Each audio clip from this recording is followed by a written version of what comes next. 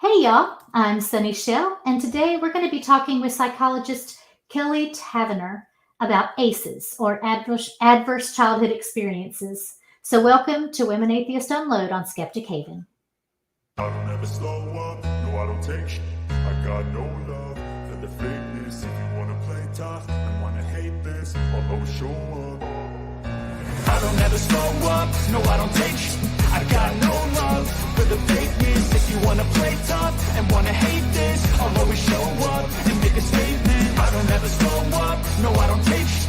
I got no love for the fakeness. If you wanna play tough and wanna hate this, I'll always show up and make a statement. Everything I do so instinctive and so passionate. Every word I move so descriptive like an adjective. I got a vendetta against people who patented being negative when you should be getting after it. Hey everybody, it's Sunny Shell, and we're going to get started. First, I want to welcome Kelly. Hey Kelly. Hi, thank you so much for having me today. Absolutely, we're glad to have you. Today we're going to be talking about adverse childhood experiences, which is something that we both have some experience in. Mine is more with child abuse and working with children. Can you tell everybody what you tend to do more?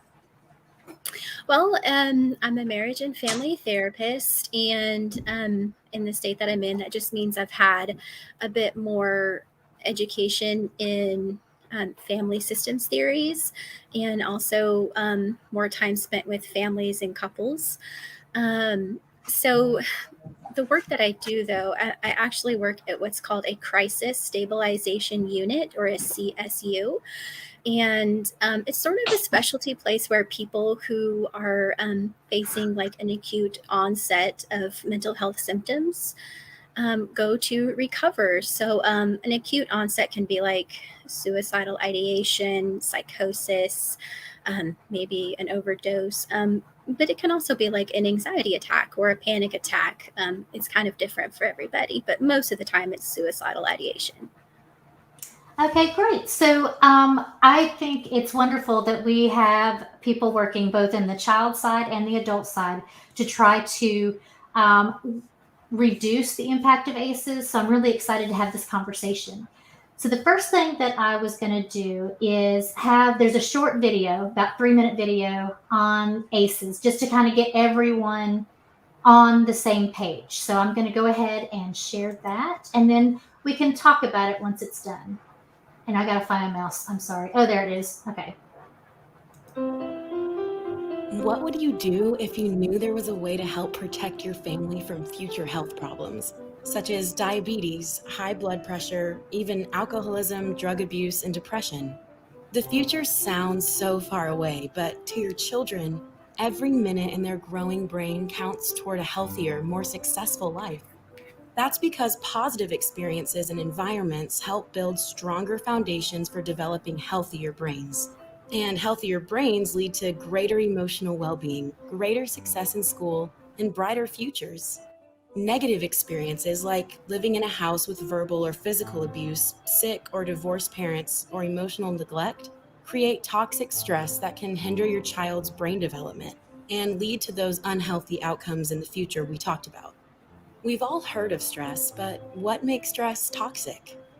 When the weight from all those adverse childhood experiences we mentioned builds up, it can become too much to bear and affect how children look at the world. We call those experiences ACEs for short. Leaves you wondering why you've probably never heard of ACEs before.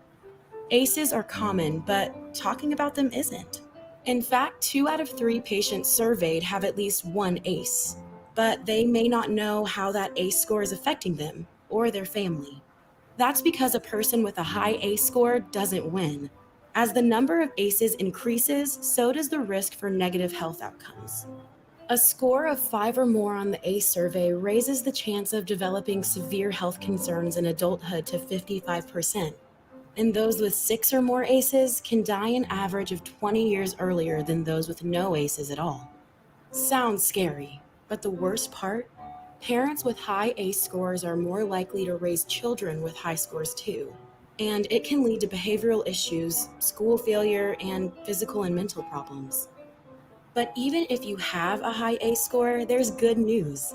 because now you know, and now you can change the direction of your life and help others in your family. The key? Well, as we mentioned earlier, ACEs are common, but talking about them isn't. Changing the conversation can help break the cycle and change lives. To start a new conversation, first take the ACE survey online. It's 10 easy questions that'll let you know if you or your family is at risk. Usually that's a score of 4 or more. Whether you score a 1 or a 10, tell your physician. And remember, a child's brain is always changing and growing, so every positive experience you provide is like another building block on the road to a healthy brain and a healthy future. Funded by a grant from State of Tennessee Building Strong Brains. Okay, let me just get my mouse back here. All right, so that just gave us a little bit of an overview of ACEs and how they can impact their brain development, and it actually has an impact on long-term health effects in ways that are kind of surprising. I think a lot of people don't realize that adverse childhood experiences don't just impact, say, behaviors or the negative outcomes like suicidal ideations or alcohol and drug abuse or those type of things, but also impact the long-term health of adults, such as increased risk for stroke, heart disease, diabetes, and those type of things. So I think that's quite fascinating. And I think it's really important that we also understand that just because you have ACEs doesn't mean that you're going to definitely have these adverse effects, but at least you know, and you can make some changes to try to impact that, the effect of those. So let's talk about what you do. I'm really interested because, as I said, I deal with the childhood side, and I really want to hear more about what you do. Well, I work with mostly adults and sometimes families. My average population is 18 and up, but I just want to share, I mean, how many times, I don't know, in your work, have you heard from a parent or a caregiver, well, my mom, dad / grandpa did that to me and I turned out okay. Okay. Mhm. Well, you also have a problem with emotional regulation and rage, but sure, you're fine. Or, Right, how exactly. often do we hear people say, well, my, whoever did that to me or spanked me or they got divorced and I'm fine. Hmm. Okay. But are you? Right, So, right. Absolutely. In fact, I think people don't actually realize how those things impact their lives. I mean, um, a lot of them make negative choices, not because they are intending to make negative choices, but if all you know is abuse, sometimes you tend to be attracted to a partner who is also abusive. And you may not recognize that in, that you're making a bad choice. It's that's what you know. So I think that's quite interesting too. absolutely. And that's just kind of like one of my immediate thoughts I had while watching that video. And another one is, I know everyone's going to say, well, correlation isn't causation, but overwhelmingly, a lot of the patients that I do when I'm doing their intake assessments have a history of childhood trauma or ACEs. I would say, gosh, probably 9 out of 10 people. I mean, the numbers are overwhelming, and it can be different for everybody, whether it was they had a caregiver that had a mental health diagnosis or a substance use disorder or divorce or poverty, or, I mean, socioeconomic status plays a huge role in these ACEs. Yep, absolutely. And as you were talking about that, I was thinking about, I think it would surprise people to know how we even came about with the ACEs survey. Um, so, do you know a whole lot about the beginning of ACEs and how the initial study and how we got all of this data to begin with? Oh, I would so appreciate a refresher. Okay. There was a study at Kaiser Permanente, and what they were actually studying was obesity. They saw they wanted to try to impact obesity because obesity has such major impacts on health, but also on our economy because there's more hospitalizations and it leads to other health impacts like diabetes and stroke and heart disease and those type of things. So if we can try to figure out maybe is there an overriding thing that kind of leads people or they have a higher rate of having adult obesity, then maybe we can make an impact before they become obese. That was kind of the thinking.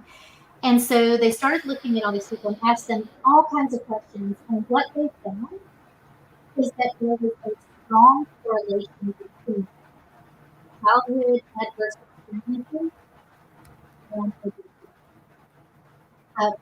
It was quite astounding. And so they started to long-term and in fact, they studied the long-term effects and have been going on for almost 30 years. And I love that. I love when they do long-term studies. That means that there is a larger pool of people and they're able to get so much more data and really be able to figure out how it can. And what they found is it wasn't just impact the they found that it impacts so many other such as higher risk for have you noticed have you guys been okay or does it sound good? It's still, for me, it's still a little funny. Okay. Let's see. Just take a break, everybody. I'm going to see if I get my microphone a little bit closer, if that helps. Oh, that's Is that much better? Okay. Yes. I think it was just a little too far away. Sorry. Anyway, so they found that it impacts all kinds of things. It impacts things like socioeconomic status. It impacts things like higher rates of domestic violence in the home. There's so many different things that it can impact. And so if we as a society start looking more at these things and having interventions and also having prevention, that we can actually impact not just the well-being of the person, but actually decrease cost across the nation, with lower healthcare costs, lower insurance, and so forth. So that's what I find so fascinating about how ACEs, it started out on a whole different track. And now we are using ACEs not just in the work that I do with child abuse, but a lot of doctors' offices are now engaging and they do the ACEs questionnaire at the very beginning so they can have a better idea of where that person is and they can find interventions before it becomes an issue. So I find that fascinating. I think it's kind of neat that that's how things got started and that they're still working on those things. And like I said, for me, I deal with the childhood aspect. So I immediately think about all of the ways that ACEs has impacted the way that schools interact with kids. For instance, instead of saying, when a child, we have a lot of children who have anger outbursts and they can't regulate their emotions appropriately. And they act out in all kinds of different ways. And it used to be that we would say, what is wrong with you? And, you give detention and you do all of these things. And now they're finding that if instead they ask what happened to you, as not that they ask the child that, but that it's in their thinking. And that thinking then impacts the way that school personnel interact with the child. So they start looking for ways to help the children cope better. So when they're having these angry outbursts, instead they take them to the side and say, okay, let's just have a talk. What's going on with you? Why are you interacting this way? Because I haven't seen you do this before or whatever.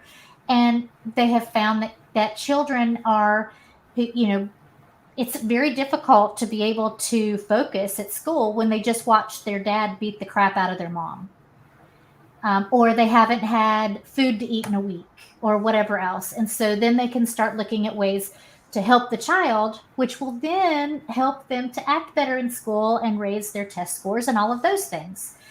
So what I want to know from you, because that's, like I said, that's my wheelhouse.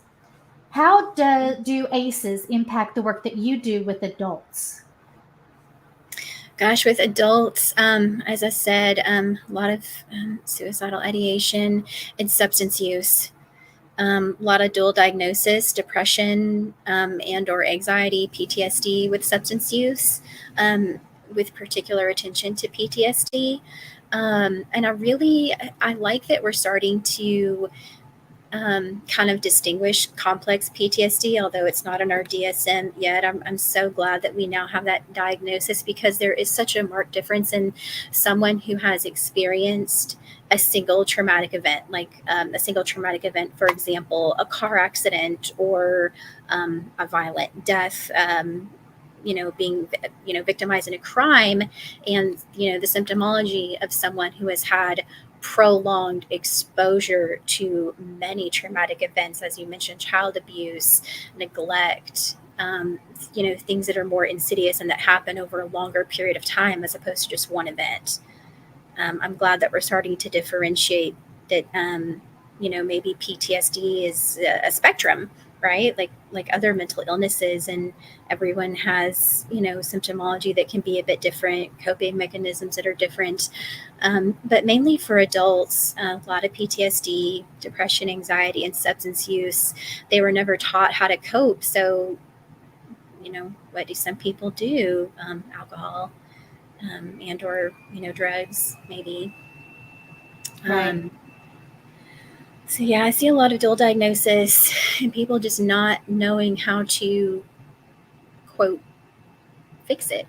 They're just feeling really hopeless, and they feel like they've dealt with these issues for so long that there's just no hope.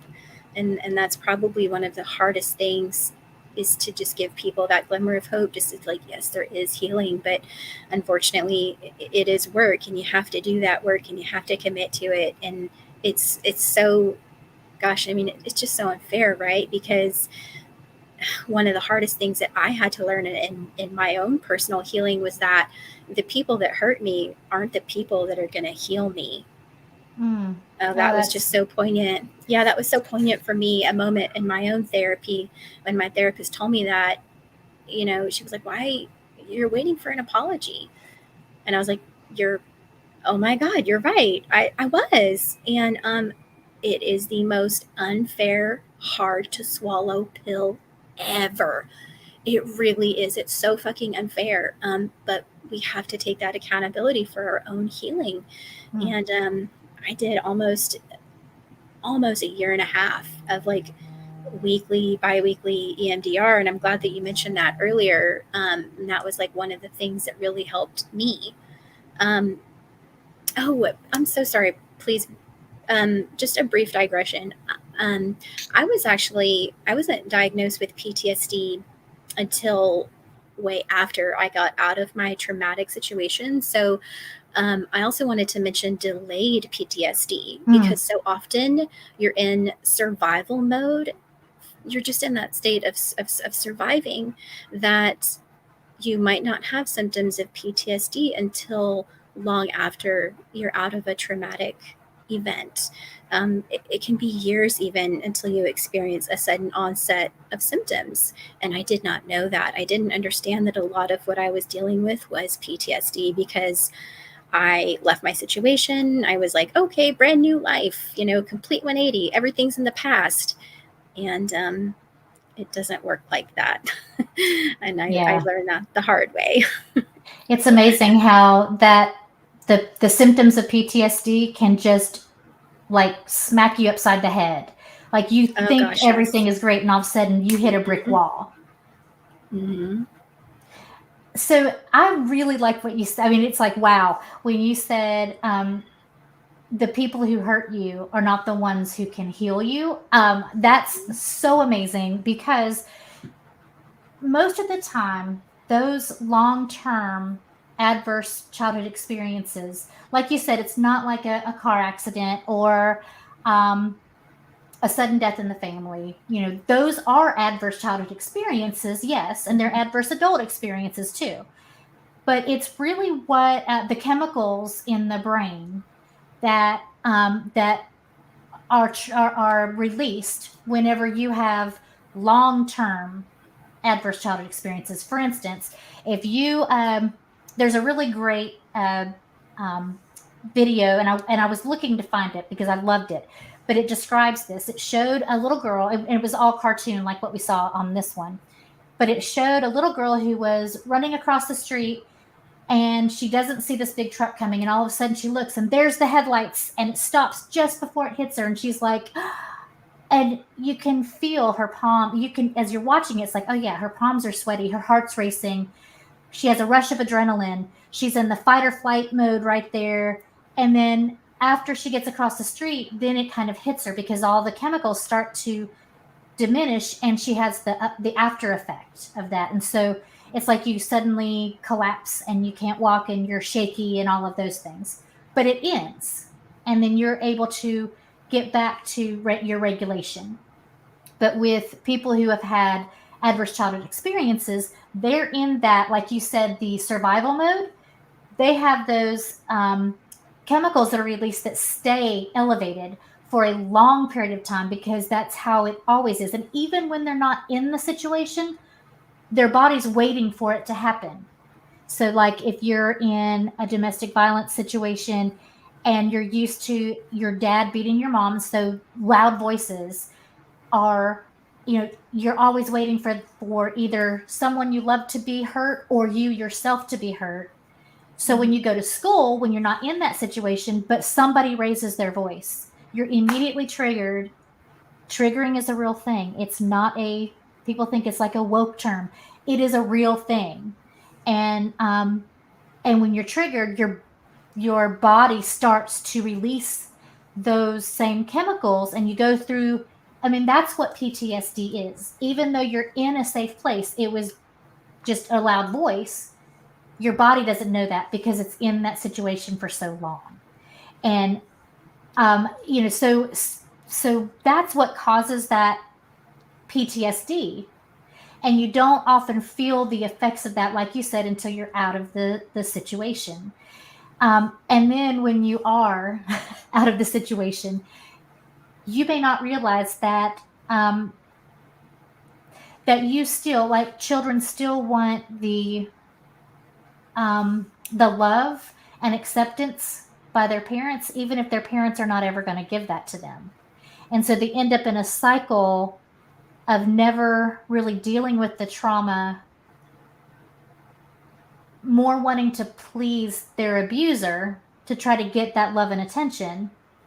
Or like you said, in a relationship situation where they're wanting that apology and just keep waiting for it and maybe not even recognize it. So what do you do with adults when you have a client or clients and you recognize that that's what they're doing? What are some of the interventions that you can do to kind of help them get to that point where they can start addressing it and dealing with it? Well, one of the things I like to do, and this is kind of like my assessment process, is kind of gather information on not only their history. I try to get information on the family as well. And, eventually, if I had like a long-term client, what I would like to do is something that's called a genogram. Are you familiar with that, Sunny? Mm-hmm. Yes. Oh, okay. Well, just for our audience, then, a genogram is like an elaborate family tree, right? Mm-hmm. We look at relationships amongst family members. And again, this is me honing in on my wheelhouse, which is Bowen.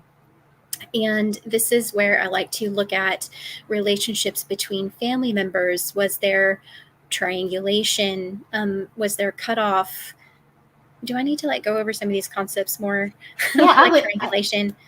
Yeah, okay. let's talk about that, because you and I know we deal with this every day, but a lot of our audience has no idea, and I want them to come away from this with a better understanding, and then maybe they can be a change, a positive change in the world around them. Got you. Okay, so a triangulation, that's kind of how it sounds. It's a 3-person relationship system.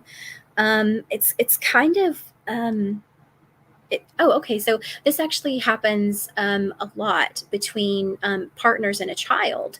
So, for example, like one partner might be feeling some anxiety in their relationship with their partner, and they maybe look to the child to relieve the anxiety. And when you bring in someone to a 2-person relationship to relieve tension or anxiety, that's known as triangulation. So one parent might look to the child for some kind of comfort, or they may even vent to the child about their relationship problems and use the child as a therapist. And by the way, that's called parentification. But anyway, so the child suddenly is thrust into this role of trying to comfort their caregiver and to relieve some of their anxiety. So that's a good example of a triangle that we see a lot. Let's see. Emotional cutoff.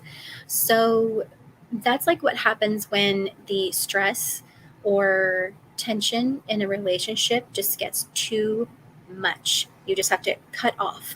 So rather than potentially trying to work on the situation to actually, come to some kind of resolution, it's like putting up a wall. You're like, nope, I'm done. And this is different than being in an open conflict and saying, excuse me, I need space. Emotional cutoff is not that. So if you just need like a 5-minute break when you're in a conflict, still please continue to do that. This is different. That's like where you just like, you burn a bridge. That would be a good analogy. That's what emotional cutoff is. You're like, I'm done with this person. I'm not even going to talk to them. I'm not going to address the situation at all.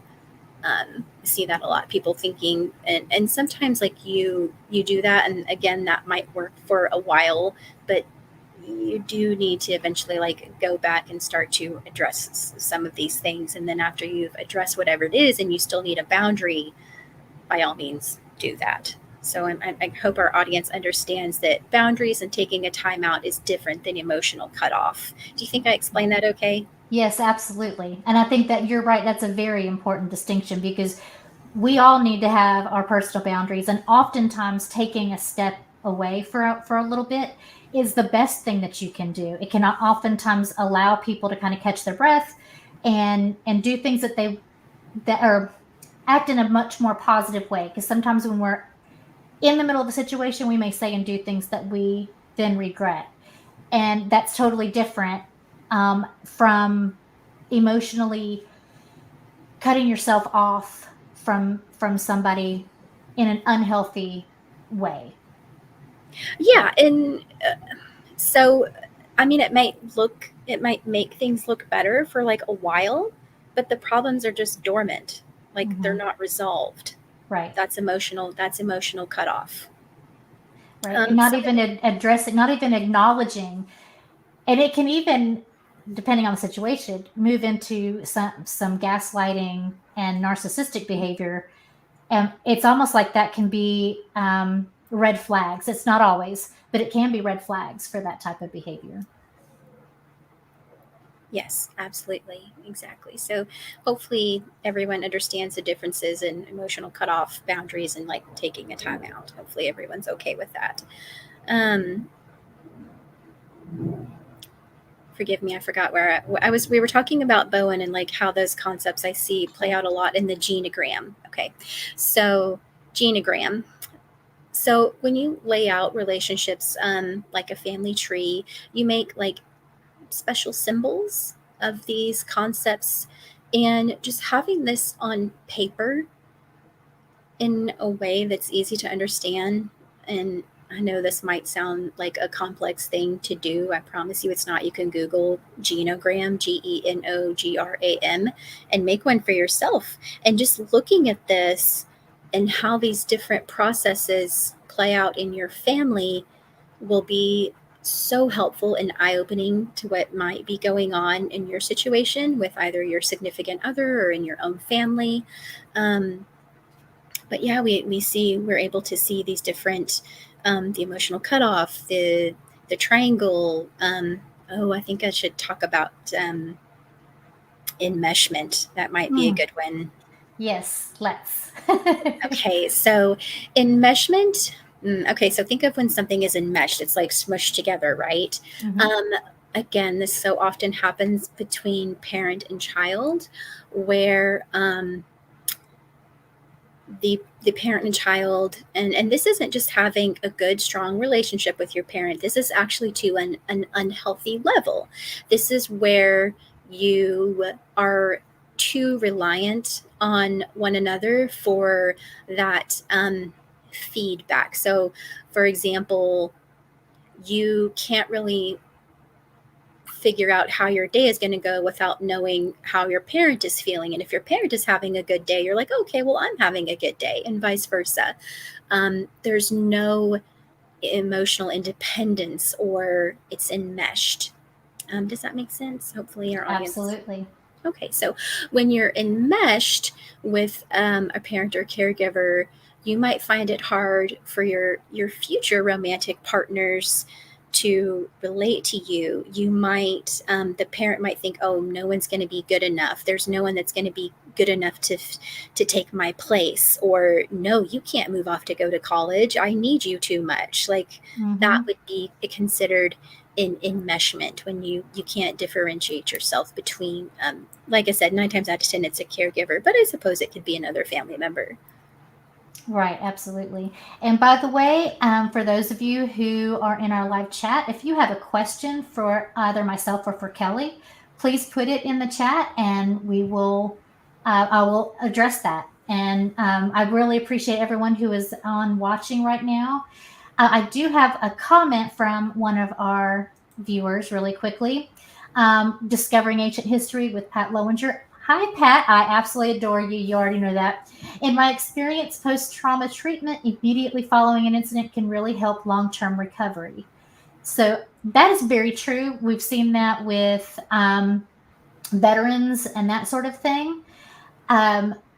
So how can we look at that maybe and think of that in say marriage counseling or family counseling, if there's a traumatic event or traumatic events that are now impacting a relationship? I think maybe that might be interesting to help Pat Lowinger. That's a great question. So I like to think of examples because that also helps me explain things. Okay, so, let's say that in a family there was a sudden unexpected death, but in a way that would be considered violent, like maybe there was like a family member in a mass shooting. Like, how do you even begin to address that? Or I don't know if that's the best example though. Like, and this kind of is drawing again on my military background, but like an after action review. Right. That's what that would be. So, and I love that some places actually have special teams for this specific type of thing. That's like a crisis response team, CRTs that kind of go in and debrief, kind of give everyone a chance to say their perspective and how they're feeling and how they view the incident, and really just allowing everybody to have that open, safe space to talk about it.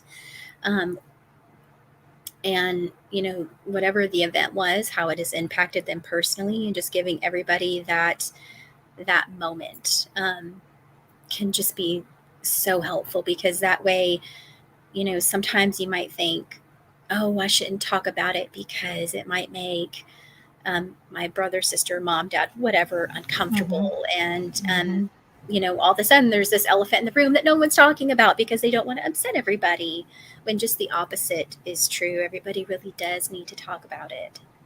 Absolutely. Oh, gosh, that's so true. An example would be maybe a child, a child dies you were talking about like a mass shooting or something, maybe your child dies.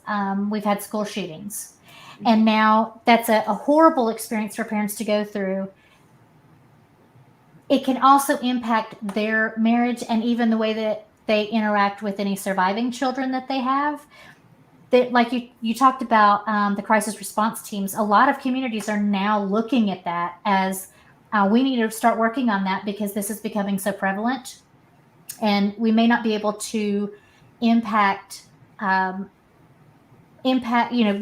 prevent school shootings. I think there's a lot more that needs to be done on that front. But let's say that we can't really impact that. We can look for ways to try to help survivors, and that CRT is an excellent way. But let's say that it's something that is not necessarily a community thing. It's more traumatic events that happen within a family, and that's not really a CRT type of a thing.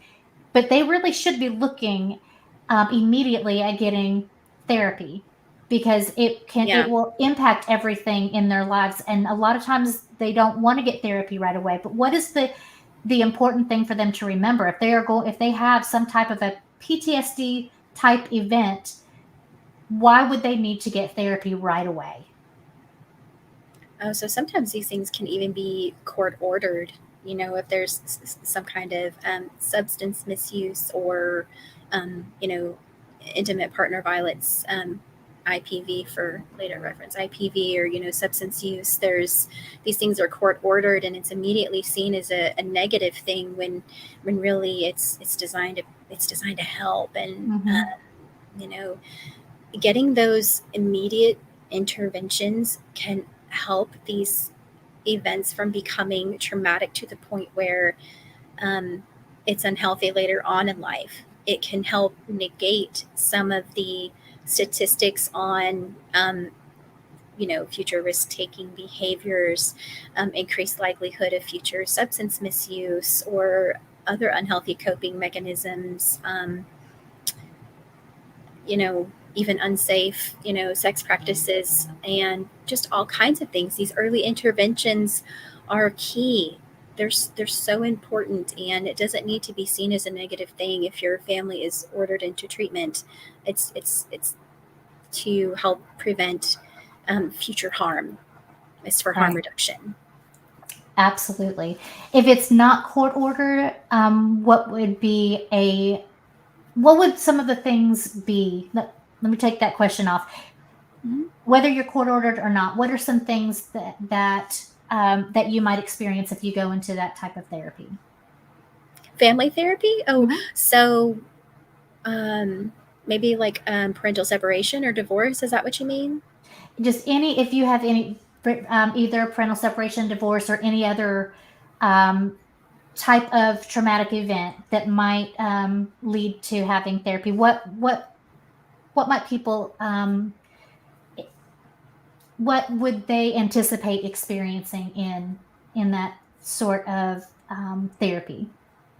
Okay, so probably your first several sessions are just going to be information gathering. And please know that your family therapist is not, they're just gathering information, and it might feel uncomfortable.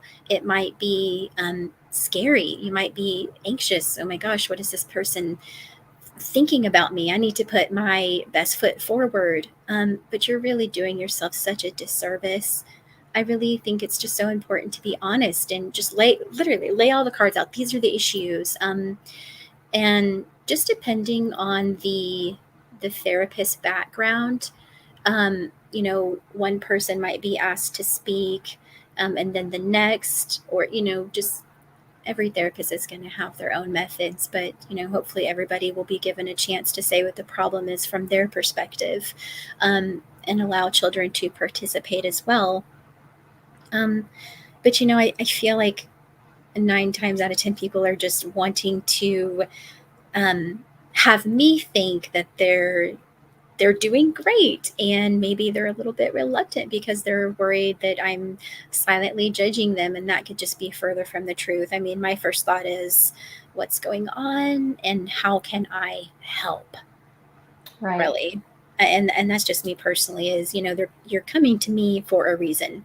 Clearly there is a problem. So let's talk about it. Let's figure that out. And, tell me what's going on. And, in my theoretical orientation, which I talked about earlier, which is Bowen, I always have clients talk to me directly rather than to each other.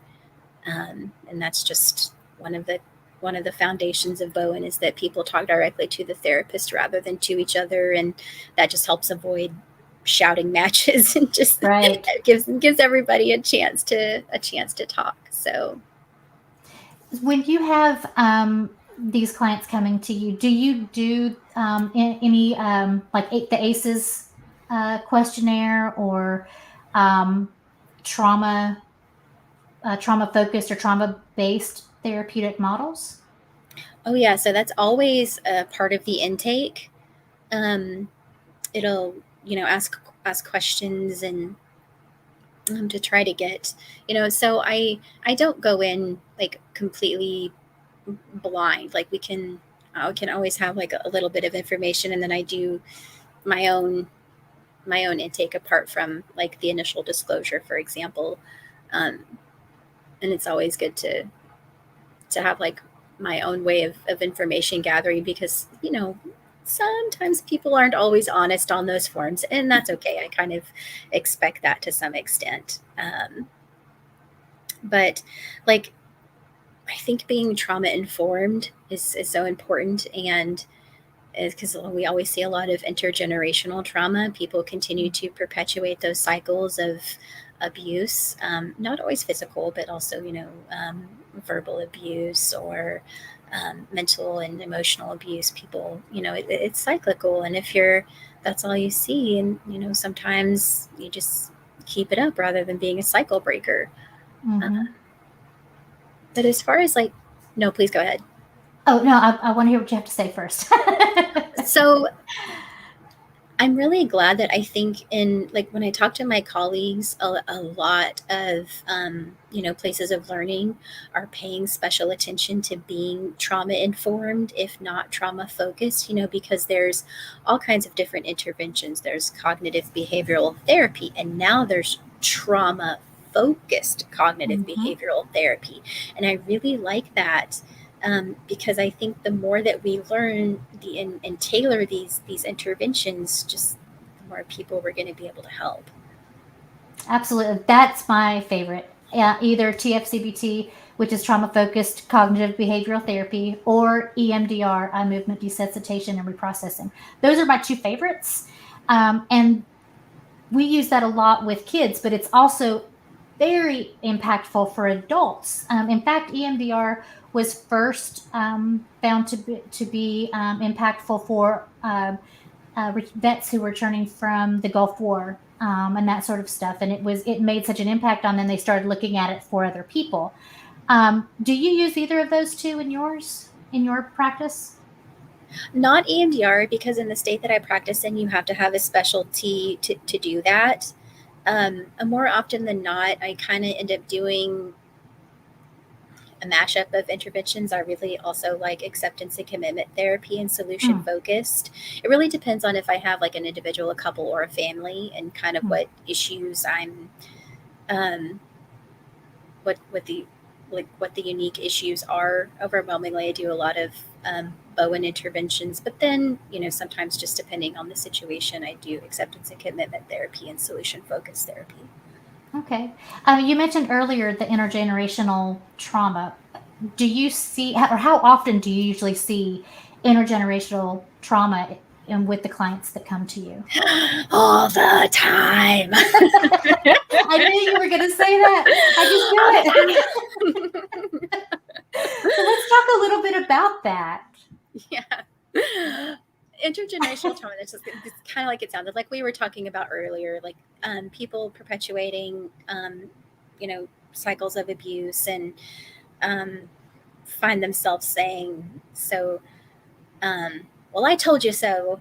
Something that their parent constantly said to them, and they find themselves doing that as well, and they're like, oh my god, I told myself I was never ever ever gonna do this ever, and lo and behold, they are. So that's a Yeah. good example. And, it often, it can play out in romantic relationships and relationships with certainly children, and then, also coworkers, and pretty much every relationship that you have in some way, intergenerational trauma plays a part. Yes, absolutely. And I think it's very interesting that people often don't even, like you said, it's like, oh my gosh, I said I would never do that. They're not intending to. But why do people usually end up um, reacting to things or engaging in relationships or in parenting styles in the same way that their parents did, even when they know that it's not necessarily healthy? Okay, so disclaimer, I'm not a neuroscientist, so I'm going to explain this in the best way that I can. So we talked a little bit about how trauma changes brain structure, particularly in early childhood. So yes, it does change brain structure, and it creates neural pathways that are really hard to do anything about. I'm sorry, I'm just seeing that comment. Yeah. Oh, I bet I know which one it is. Let me see if I can get my mouse keeps going off screen. Hold on a second. There we go. It is probably this one. Yeah, Darth Vader.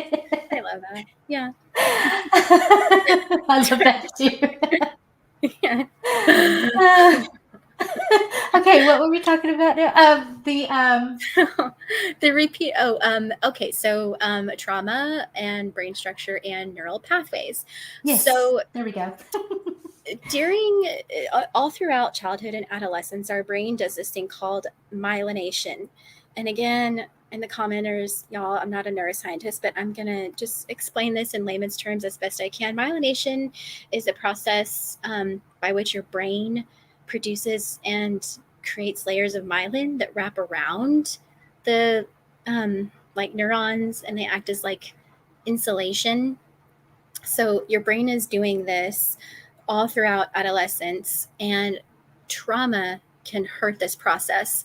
So there's a researcher at UC San Diego that I really like. His name is Jay Geed, and he wrote this paper called "The Amazing Teenage Brain" that goes into this myelination. If anybody wants to look up Jay Geed, myelination, amazing teenage brain, by all means, go ahead, and you're going to learn way more than what I can explain. But we can see how this slows down, not the time that the neurons fire, but the response time. So the trauma can actually upset our brain's response to things. So, for example, like what you were talking about earlier with the example of the child with the oncoming vehicle and just kind of being like a deer in the headlights. So, and this isn't something that's anyone's fault. This is just what happens in the brain. Like, you can't stop this. And yes, you can heal from it later on in life, but this is just something that happens. And, when you're looking for a reason as to why you're perpetuating these horrible, oh yes, thank you. Awesome. The link. When we'll you're put it trying in the to figure description out below too. Yeah, when you're asking yourself, why am I doing this? And you're feeling guilty and you're feeling ashamed because you just lost your shit at your kid, and you're like, why am I doing this? It's okay. Have a little empathy and compassion for yourself. Know that this is nothing that you can, this is your brain's response to this situation. You're emotionally dysregulated. You've had a horrible day at work or whatever the case is, and your kid is triggering you because yes, that happens, or your spouse is triggering you, your partner, whatever the case, and you lose your shit and you're dysregulated. Well, that's because this is what happened to you and you don't know how to respond to the situation. So immediately, everybody listening, if that's you, please stop feeling guilty and ashamed about that. It's okay. That happens. Even if you don't have a significant history of trauma, it still happens. Yeah, we are human. That's all that we are. So if you are a parent and you end up doing something like that, what is a healthy way of talking to either your child or your spouse after you've kind of lost your shit for a little bit there? So what I like to say, instead of like with my child, instead of sending them to timeout, I put myself in timeout. I'm like, I need a break. I'm going to go to my room. I'm getting upset and I'm getting frustrated. I always use an I statement. So I would never say, you're making me mad, or you're being bad. I say, I am getting stressed and I am overwhelmed. Please use an I statement. And I am going to just take 5 minutes and I'll be back in a minute. You are safe here in this room while I take a break. You're safe here and I'll be right back. Absolutely. Absolutely. I know there's one thing that my dad had a lot of aces. He had a very high ace score. But he, with my mom, they made a conscious decision that they were not going to perpetuate that, and that they were going to work together. They didn't have any, I mean, no one back then, they didn't even know anything about, trauma focus. They didn't know anything about interventions. I mean, we're talking of, I'm going to date myself, but we're talking in the early 70s. It just wasn't something that was in the mainstream. And so they were just looking for their own thing. They were trying to figure out a way to not perpetuate that cycle.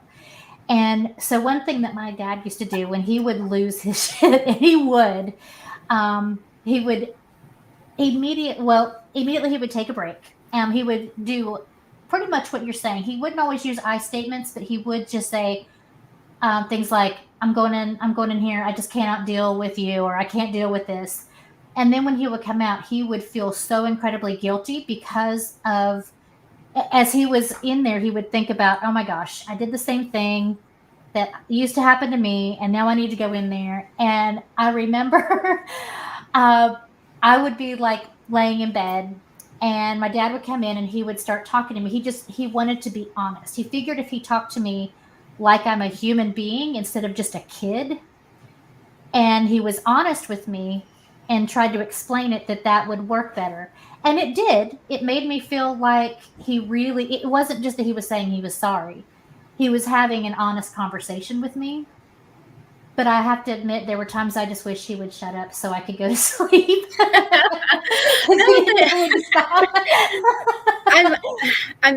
I'm so glad that you brought that up, because there are times when I don't do that, and I'm not perfect, and there's times when I do lose my shit, and so I will always talk to my children, say what I did was not their fault, and it's not okay to yell, and I am sorry. It is so important, particularly with children, to have that follow-up, to do a reconnect with them, a reflection of whatever it was that happened. And this works for children of all ages, and I'm sure you know that, but just for our audience, have that reflection time and have that reconnection. Talk about what happened, and if they have any feelings about it, give them an opportunity to say so, and then apologize, and just have that reconnection with them. Right, absolutely. And one thing I think is so important is kids will, we've been talking about those neural pathways and about how we inadvertently kind of become our parents in a lot of ways. Not exactly, but we do kind of model their behavior. And so when we are interacting with our children, I think it's important to remember to model the behavior you want for them to have in yourself. How do you want them to respond if they get mad at the kid next door and maybe they're arguing over a toy or something, and your kid punches the other kid? How do you want him to respond? How do you want him to act in that moment? You want him to take responsibility. You want him to be honest and authentic when he apologizes, and to recognize how his actions impacted the other person. And so when you do that and model that same behavior for your kids, they will model that behavior. They will actually do that, even when you think that they won't. They are like little sponges, and they end up copying your behavior, even when they don't recognize that they're doing that, because of these things we were just talking about with those neural pathways.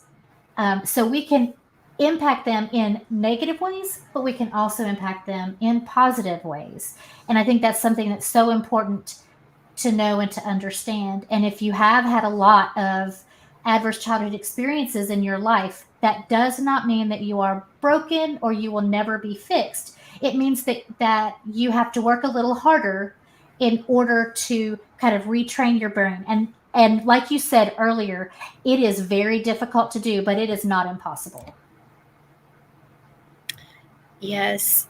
And thank you for reiterating that, because in my own journey, I sometimes just felt like this is taking forever.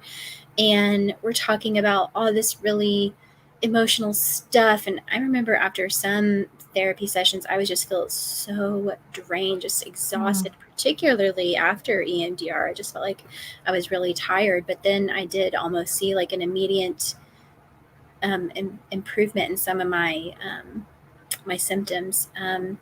But one thing I always like to remind clients is that, and I think this is so important at the onset of therapy, it might feel worse before it gets better. Gosh, I'm so glad you said that. Yes. I often talk to family members. Like I said, we do a lot of children. And when we're talking to their non-offending caregivers, which may be a non-offending parent, it may be a kinship placement, it may be a foster placement. But we always talk to them about what to expect when their child goes into therapy.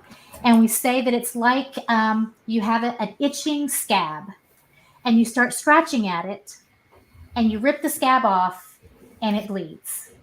And that is what we are doing for their emotional development. And so I think it's important to understand that, and for people to kind of understand that will oftentimes happen. They will react in a harsher, well, I shouldn't say a harsher way. It will hurt at first, and they may see an increase in negative behaviors before they start seeing a return or an improvement for that type of stuff. So Kelly had to get her power cable. So I want to, first of all, thank everyone who has been in our chat while I'm waiting for her to come back. So let's see. We've had Kathy Humanist is here, Ascalon, Brianna May, Max. Let's see. We have had the Trusty 8 podcast has been in here. Aunt Kathy. Hey, Aunt Kathy. We haven't talked in a long time. We need to get back together again. Let's see. Pat Lowinger again. And I absolutely adore Pat. And Doorknob Head has been wonderful. Bjorn Hartmeyer. And if I mispronounced that, I'm so sorry. Madjure Hein, I think is that name. And I just appreciate all of you guys coming on. This topic is very near and dear to my heart because I see the impacts of adverse childhood experiences every single day. And I don't just see it in the children that come into our center. I see it in the adults that are taking care of these kids and that often either caused some of the things that brought the kids into care, or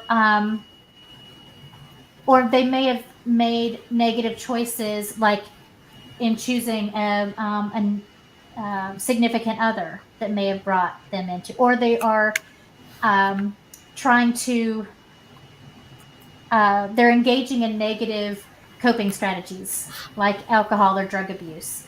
So this topic is so important. And if we can work on helping the adults deal with their trauma, it can make a better impact for the kids. If parents aren't healthy, the kids are not going to be healthy either. So Kelly, what would you say? We're getting close to the top of the hour, so I would really like to ask you for any of your final comments. What is something that you feel that people need to know about ACEs or therapy or intergenerational trauma, anything that you feel would kind of put a bow on this topic? Oh, okay. So, yeah, just to summarize, I mean, I kind of hit on a lot, but doing if everybody just kind of wants to see how intergenerational trauma has played out, that's like within their own life and their family, you can just quickly do a Google search and make a genogram. See if this is pertinent to your life. Make a genogram. It's not too difficult.